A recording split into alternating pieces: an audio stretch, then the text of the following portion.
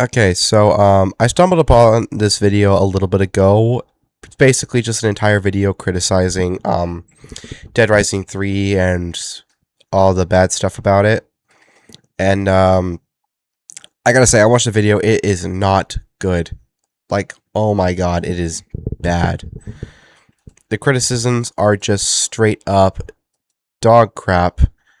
And yeah. Anyways, let's check it out.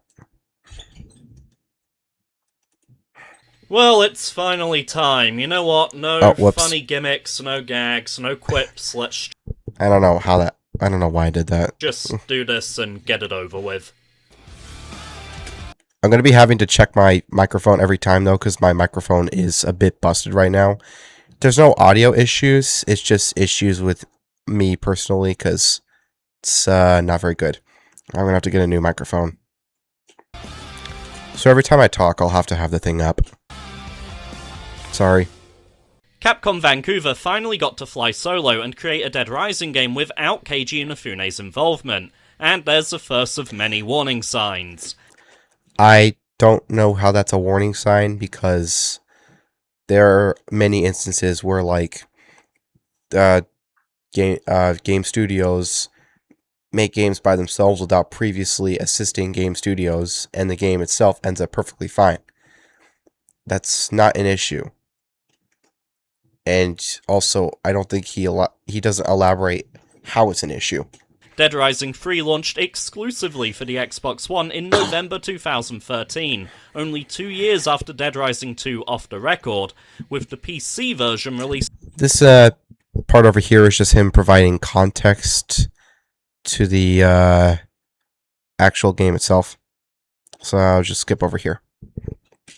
3 days into an outbreak, and things have already gone to hell. I personally think that this is actually a good thing, because like the first two games had it start at the beginning of the apocalypse, and then like at the third, if they do the same thing in the third game, it's going to feel repetitive and honestly a bit boring at the beginning, because like they're going to see it coming, like, oh, what's going to happen in the third game, and then it starts at the beginning of the apocalypse, and it's like, oh, they already did this twice. Why did I see this coming? And no less than 3 separate sets of interchangeable supporting cast members. Most of them are mostly just there for like multiplayer use.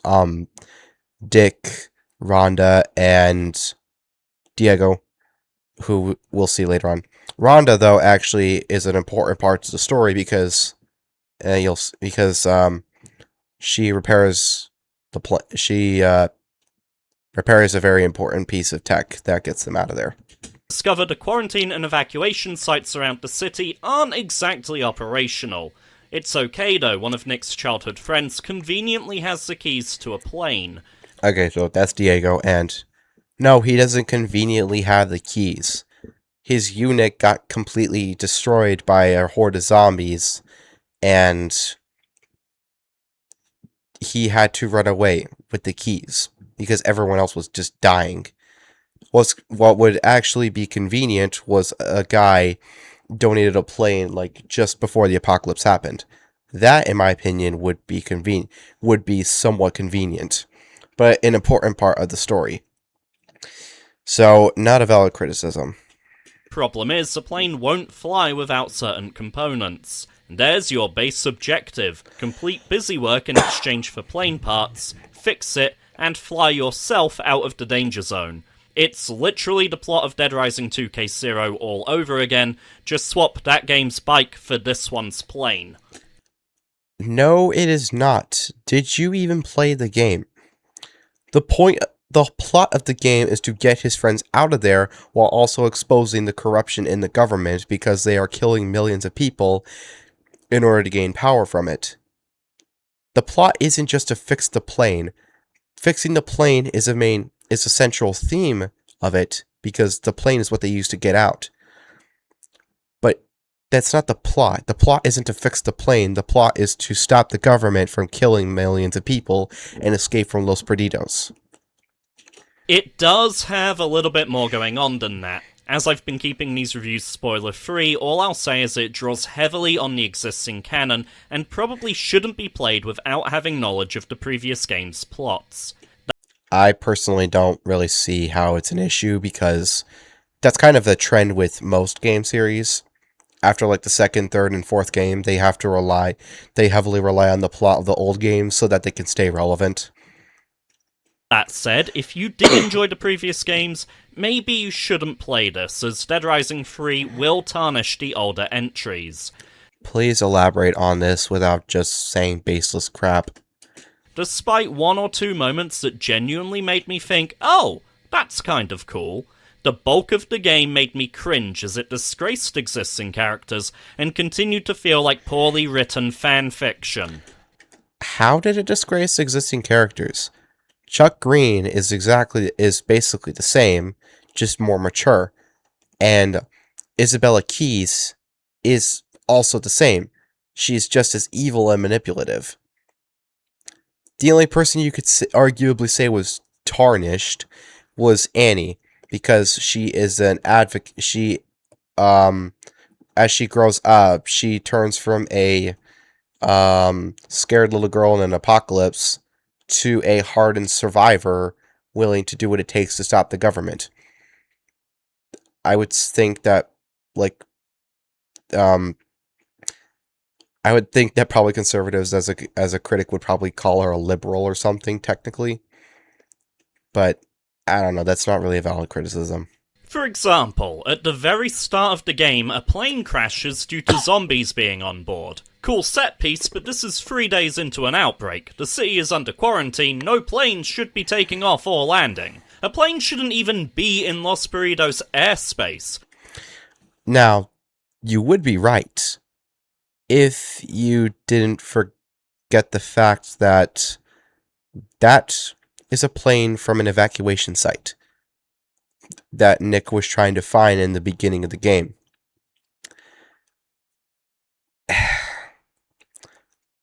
I don't even think he listened to context clues behind the entire thing. He was literally looking for an evacuation site, but the entrance to the evacuation site got blown off, so he couldn't access it. That is the same plane from the evacuation site. And someone infected got onto the plane, causing it to crash.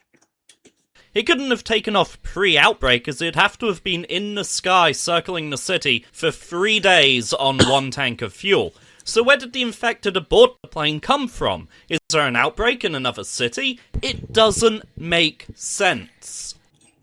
Okay, to provide context clues, this outbreak is isolated into Los Perdidos.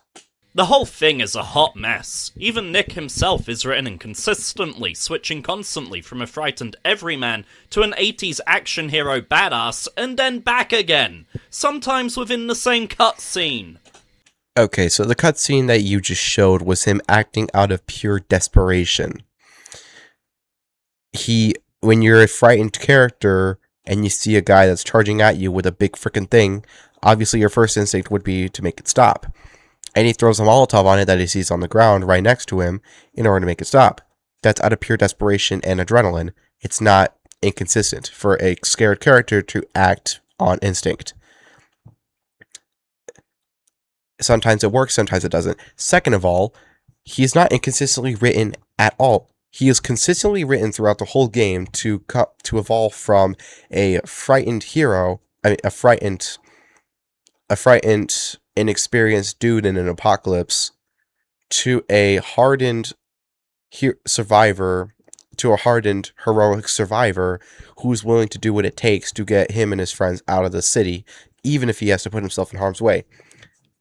As explicitly shown in the end of the game, when he jumps onto a drone that is flying into a government plane so that he can stop the main general, the U.S. general, the main villain, from collecting the king zombies and killing millions and millions of more people.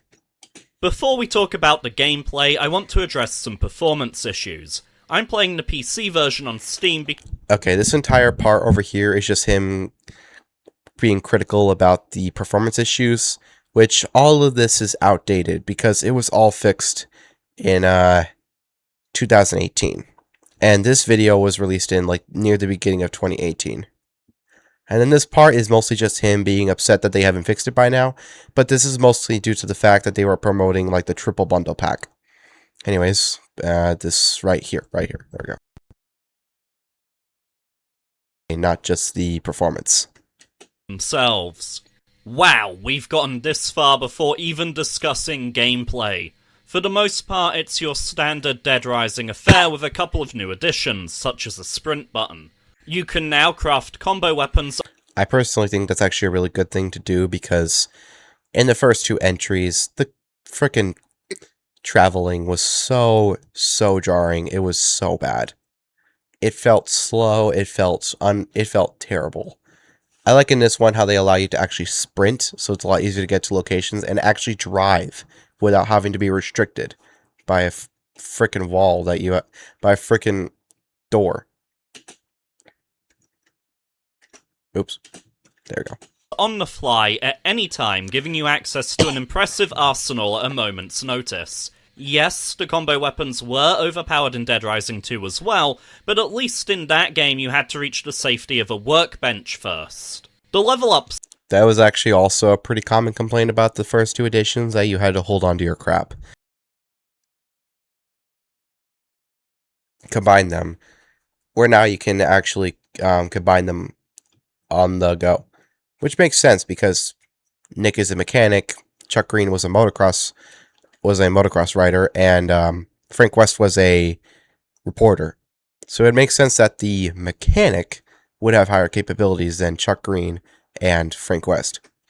System, which has been changed to let the player choose their own perks, even lets you gain the ability to combo any 2 items together to make a combo weapon, provided they belong to the right category. For example, you can make a ZAR assault rifle, which would usually require an assault rifle and a shotgun, by combining any 2 guns.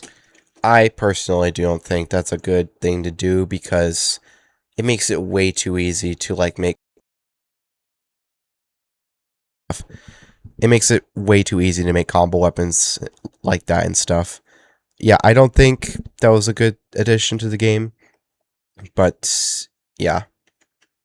It's not just the weapons that can be combined this time around. You can also merge 2 vehicles together to hit the roads in a literal killing machine. You get access to these within the first hour of play, and they're pretty much unstoppable.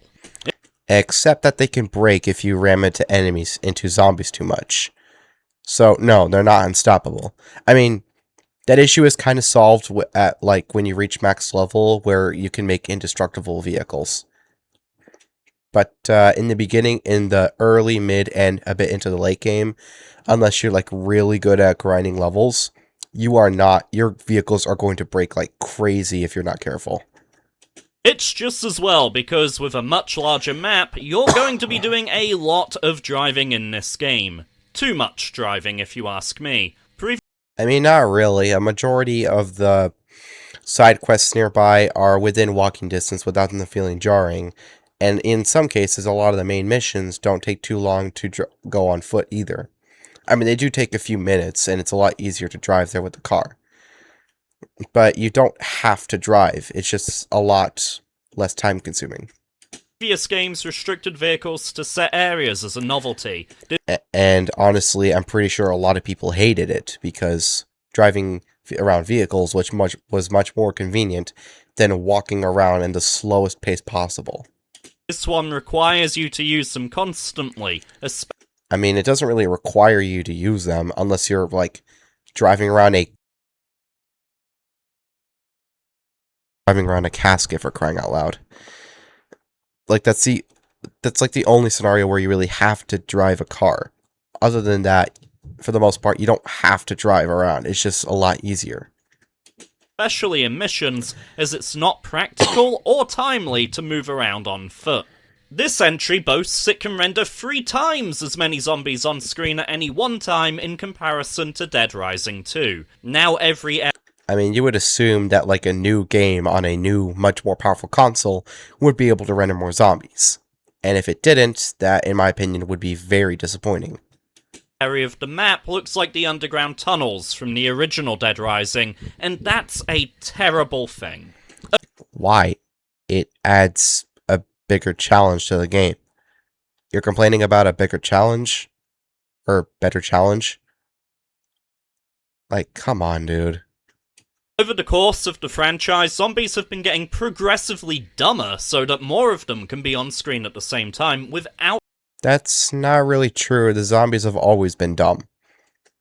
the player being overwhelmed by aggressive foes. Come Dead Rising 3, the zombies now feel like cattle. They're no longer a threat, they're just there for your amusement. This is That's not really true. They are definitely a threat, especially if you're dealing with multiple zombie variants, like the construction worker zombies, which do a little bit more damage and are a bit more durable.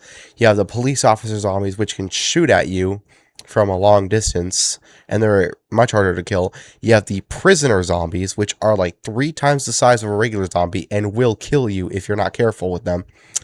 And then, of course, you have the SWAT officer zombies, which have automatic rifles, so don't even get me started on that. And then you have the king zombies, which if you kill them and you're too close, they will blow up, and on nightmare mode, I think they take away 2.5 health cubes, which at max level, you have 12 health cubes, which is really bad. They can kill you really quickly if you're not careful. And then let's see if I missed any variants. It's construction worker, there's a SWAT officer, just a regular police officer, prisoner, and then a king zombie. And there might be one other I'm missing, I think. But yeah, there's a lot of variants and challenges in this game. particularly evident in the combat system, which now gives you experience multipliers and special finishing moves to reward high kill combos.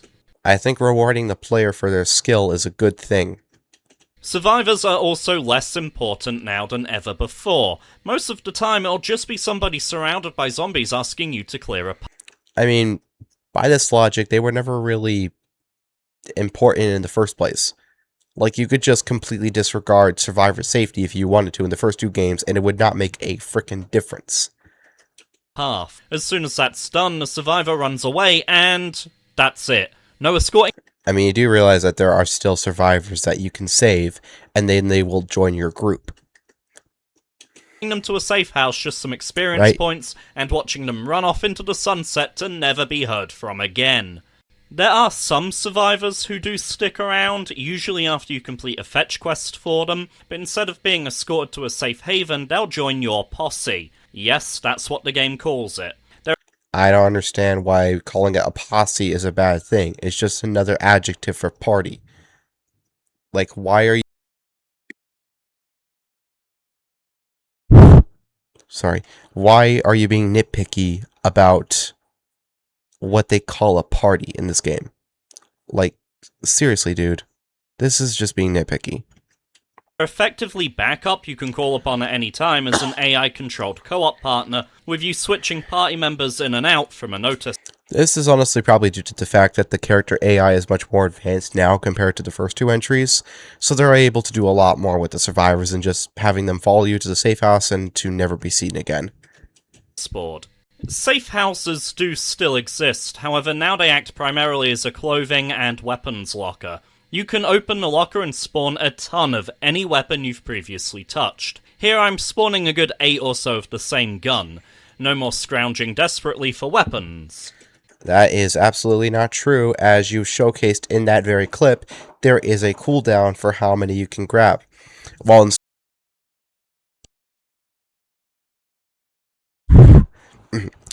While in story mode, you can get 8 weapons, 4 combo weapons, and 2 super combo weapons. In nightmare mode, you can only get 4 weapons, 2 combo weapons, and 1 super combo weapon. Which in this case is a very big issue because you can't just rely on the locker room in the safe house primarily. So yes, you still have to scrounge around for weapons if you're careless with the weapons locker. It's just that it makes it slightly easier if you're trying to look for very complex weapons. But no, you still have to scrounge around for weapons if you're careless, and you're not at a safe house. And not to mention the fact that the cooldown for the lockers is extremely long. Like, oh my god, it is long. Oh, and you can save anywhere from the pause menu, so that's another tradition ruined. That issue is also solved with Nightmare Mode. You're playing on Story Mode, which is meant to be a beginner mode for beginners of this game that just want to have a fun time. Speaking of, while the time limit still exists, it's never been more lenient than it is here, almost to the point. This entire section over here is just him complaining about stuff that is easily solved with the Nightmare Mode difficulty. So I'm not even going to bother. The next one is that the time limit is just too long, which is also solved in the Nightmare Mode difficulty. Please an action-oriented, focus-tested, broader audience. In doing so, it's lost. Oh wait, I think I missed a bit of context over here. And eat it. Dead Rising seems to have drifted away from its roots in order to please an action-oriented, focus-tested, broader audience. In doing so, it's lost all of its charm, and instead of being a unique gem, it's now another indistinguishable third-person action game. This is not even close to true. It still has its main plot. It still has its main themes around it. Making combo weapons, and in this case, making combo vehicles. That is its main theme. Being able to make combo weapons. It still has that, dude. Like, goodness, you are being nitpicky as hell. Consider me to be severely disappointed. Visually, the first thing I noticed about Dead Rising 3 was the lack of colour. This is a very drab game that copies its grey and brown cousins of the era. Previous entries were eccentric, colourful and flamboyant, while this game is just boring. I very quickly learned my way around every area of Dead Rising 1 and 2. Their maps had distinctive landmarks, made great use of themed areas, and actually felt alive. Which is almost ironic, now I think about it. Willamette and Fortune City were as much the stars of the show as Frank and Chuck were. You can show me any screenshot from the first two games and I'll immediately tell you where the player is. Los Perritos doesn't have that same quality. Everything blends together, nothing sticks out, and I'm constantly relying on the in-game map for directions. So, the problem with this is that Dead Rising 1 and 2 have like a very bright and colorful city theme to it because they're like a Las Vegas themed city. Those are closed world games that start in malls, which malls are supposed to be bright and colorful because that's what attracts customers. Anyways, with the third edition, it's an open world game, which reveals the entire city, and this entire city open world game shows a realistic representation of a zombie apocalypse. Everything is bland, everything is dark and gritty, and a lot of stuff is on fire and or broken, and or you just can't enter some of them because it's a much more realistic version. Instead of just being in a Las Vegas themed city, this is like a regular frickin' city, man. Like, seriously, man. Bigger does not mean better. In a similar fashion, I praise the previous games for tying their events, characters, and settings into the design of their user interface. Nix a mechanic, a toolbox theme would fit perfectly, as these menus are literally the player tinkering under the hood. So, what did we get? Oh. Instead we get a blueprint-themed user interface instead of a toolbox themed. I do think a toolbox themed would be cool. I do think a toolbox themed would be funnier and honestly probably cooler. But it has a blueprint theme because a large portion of the game and a bit of a theme to the game is looking around for blueprints to make combo weapons. So, yeah, it honestly makes more sense to have a blueprint theme. Well, this isn't imaginative or interesting at all. This is bland, lazy, and could belong to any game. Come on! There was such a missed opportunity here! How did they fail to do something with this? I mean, blueprints aren't really well known for being bright and colorful either. They're just mostly blue. They're just mostly prints on a blue paper. I've criticised past entries for having models and textures that look dated by today's standards, but were serviceable at the time of release. Dead Rising 3 looked old on day one. It's relatively inoffensive, but it's by no means impressive. I I'm pretty sure, like, most people could compare it to GTA 5 level graphics, which makes a lot of sense because they were released at very similar times. And also, even by modern standards, it is still a pretty good looking game. So this criticism is just a flat out lie. Entirely bog standard, and it looks like very little effort was actually involved. In fact, that's a good way to sum up this game overall. In the 15 or so hours I've spent playing it, my anger subsided and I found myself just playing through the game on autopilot. It wasn't a terrible experience, but it wasn't enjoyable either. It was entirely mediocre, middle of the road, uninteresting, vanilla, bland, dull, uninspired. I'm actually surprised I found as much to say about this game as I have, considering it's overall completely unremarkable. So that, in a nutshell, is Dead Rising 3. So, yeah, this was mostly just him being very nitpicky and just straight up lying about certain elements of the game and not paying attention to context clues behind things that explain a lot of his questions. I don't know if he's being a blatant idiot or he's just being accidental. It's probably worse than being accidental. Is there anyone out there this game could appeal to, or anyone who should bother purchasing and playing this game? No, there is.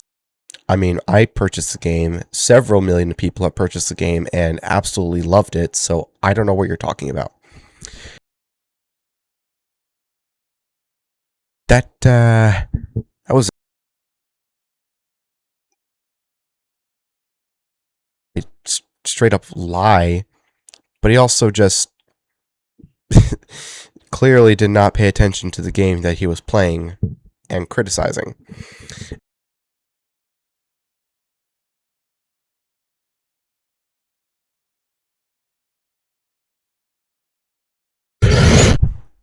Well, I think that's about it.